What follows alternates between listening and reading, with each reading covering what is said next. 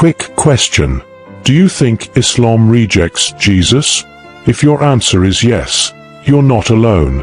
This is one of the most common beliefs about Islam in the world today. And it is almost entirely wrong. Islam doesn't reject Jesus. It honors him deeply, in ways that most people, Christian or not, have never been told. Today, I'm going to tell you what Islam actually teaches about Jesus, where it agrees with Christianity, where it genuinely disagrees, and why this matters more than most people realize. My name is Mohamed, and this is Path to Islam. Let's start with facts. The Quran mentions Jesus more than it mentions the Prophet Muhammad.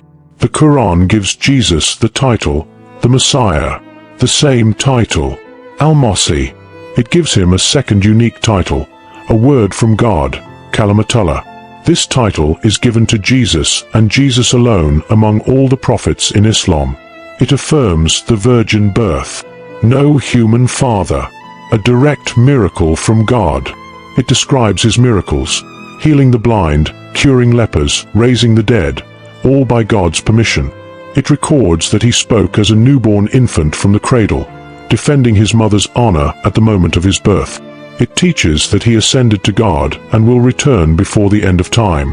And the Quran dedicates an entire chapter to his mother, Surah Maryam, Mary. The only chapter in the entire Quran named after a woman is named after the mother of Jesus. This is not a tradition that dismisses Jesus. This is a tradition that considers him essential. So where do Islam and Christianity actually disagree? One point. It is real. It is significant. But it is one point. Christianity, in its traditional form, teaches that Jesus is God, divine by nature, the second person of the Trinity, the one who died on the cross for the sins of humanity. Islam says, Jesus is one of the greatest human beings who ever lived, miraculous, holy, chosen by God, honored beyond almost any other creation, but not God, not divine by nature. And in Islamic theology, to say Jesus is God is not to honor him too much. It's to say something false about God. The oneness of God, Tawhid, is the central pillar of Islam.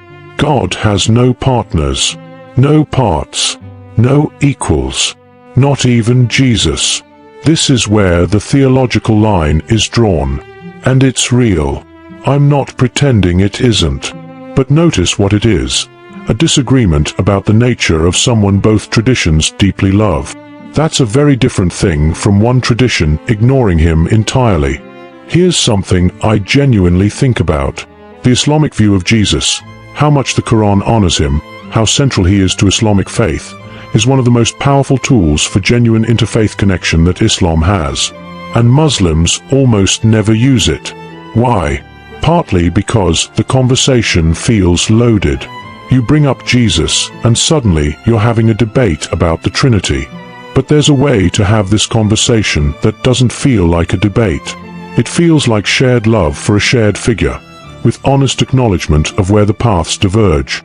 If you're a Muslim and you have Christian friends or colleagues, I want to encourage you. Tell them about Jesus in Islam. Share the Quran's view of his birth. Share the miracles.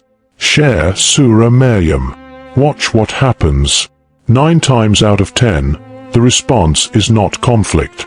It's genuine surprise and curiosity.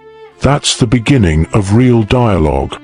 There are 2 billion Christians and 2 billion Muslims on this earth. Their relationship with each other is shaped, in large part, by what they believe about each other. If Christians believe Muslims reject Jesus, the default starting point is opposition. If Christians know that Muslims deeply honor Jesus, with one specific theological disagreement about his nature, the starting point changes completely. It becomes a genuine conversation between people who share something important. That's not a small shift. That's a different foundation for an entire civilization's worth of relationships. Understanding what Islam says about Jesus doesn't require giving up what you believe about Jesus. It doesn't require compromise on either side. It just requires knowing the truth. Islam doesn't reject Jesus. It honors him as one of the greatest human beings God ever created. Born of a virgin, miracle worker, prophet, Messiah, Word of God. The story you weren't told is actually a story of connection between two traditions that love the same figure deeply, with one real and honest difference in how they understand him. That's a story worth sharing. If this video gave you something new to think about, like it and share it. Subscribe to Path to Islam for content that gives you the full picture, honestly and clearly. I'll see you in the next one.